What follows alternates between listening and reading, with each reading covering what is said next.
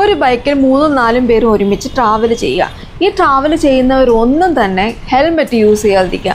ഇനി helmet use ചെയ്താലും use ചെയ്തില്ലെങ്കിലും ഇവരൊക്കെ മൊബൈൽ ഫോണിൽ സംസാരിച്ചുകൊണ്ട് പോവുക.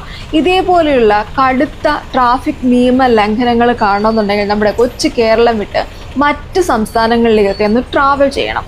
ഞാൻ ഈ കാഴ്ചകളൊക്കെ കാണുന്നത് ഇന്ത്യയുടെ one of the most popular ആയിട്ടുള്ള മെട്രോപൊളിറ്റൻ സിറ്റീസിലൊന്നായി ഹൈദരാബാദിലാണ്. അതായത് തെലങ്കാനയുടെ ക്യാപിറ്റലിലാണ്. ഇത്രയും തിരക്കുള്ള ട്രാഫിക് കൺട്രോൾ ചെയ്യാൻ ട്രാഫിക് സിഗ്നലോ ട്രാഫിക് പോലീസോ പോലും ഇല്ല എന്നുള്ളതാണ്. വളരെ റെയറായിട്ട് മാത്രം ഞാൻ 1-2 സ്ഥലങ്ങളിൽ കണ്ട ട്രാഫിക് പോലീസിൻ്റെ അവസ്ഥ എന്ന് പറയുന്നത് അതിഭീകരമാണ്. അതായത് വായിൽ പാനൊക്കെ ഇട്ട് ഇങ്ങനെ മുറുക്കി തുപ്പി ആശാൻ നിൽക്കുകയാണ് ഒരു സ്ഥലത്ത്. നിയമം പാലിക്കേണ്ടവർ അങ്ങനെയാണെങ്കിൽ മറ്റുള്ളവർ അവസ്ഥ പറയേണ്ട കാര്യമില്ലല്ലോ. ഇവിടെ നമ്മൾ വണ്ടിക്കകത്ത് ട്രാവൽ ചെയ്യുമ്പോൾ ഇപ്പോൾ ഇടിക്കും നമ്മൾ വിചാരിക്കാം. കാരണം അത്രയും സ്പീഡിലും നമ്മൾ വിചാരിക്കാത്ത സമയത്ത് ലെഫ്റ്റ് എടുക്കുക, റൈറ്റ് എടുക്കുക, യൂ ടേൺ എടുക്കുക, ഹൈ സ്പീഡിൽ പോയിട്ട് പെട്ടെന്ന് ബ്രേക്ക് പിടിച്ച് നിർത്തുക. ഇങ്ങനെ ഒരുപാട് കലാപരിപാടികളാണ് ഇവിടെ വണ്ടി ഓടിക്കുന്നത്. എസ്പെഷ്യലി ഓട്ടോ ഡ്രൈവേഴ്സും ഊബർ ഡ്രൈവേഴ്സും ഒക്കെ ചെയ്യുന്നത്. നമ്മുടെ പാതി ജീവൻ കളഞ്ഞിട്ടാണ് നമ്മളിവിടെ ഓരോ വണ്ടിക്കകത്തും ട്രാവൽ ചെയ്യുന്നത്. ഇത്രയൊക്കെ നിയമലംഘനങ്ങൾ ഇവിടെ നടക്കുമെന്ന് നമ്മൾ വിചാരിക്കും മുക്കിന് ആക്സിഡൻറ്റ് നടക്കുമെന്നല്ലേ.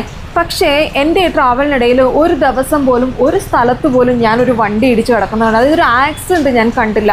പക്ഷേ ഇത്രയും കെയർഫുള്ളി ട്രാഫിക് നിയമ ലംഘനങ്ങളൊക്കെ നോക്കി നടത്തുന്ന നമ്മുടെ കേരളത്തിൽ നമ്മൾ ഡെയിലി എത്ര ആക്സിഡൻറ്റ് ന്യൂസാണ് കാണുന്നത്.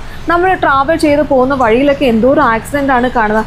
അതായത് ഇവരുടെ വണ്ടി മെയിൻ്റനൻസ് ഇല്ലെങ്കിലും വീടും വൃത്തിയില്ലെങ്കിലും ഇവരുടെ വണ്ടിയുടെ ആക്സിലേറ്റർ, ബ്രേക്ക്, ക്ലച്ച് ഒക്കെ പവർഫുള്ളാണ്.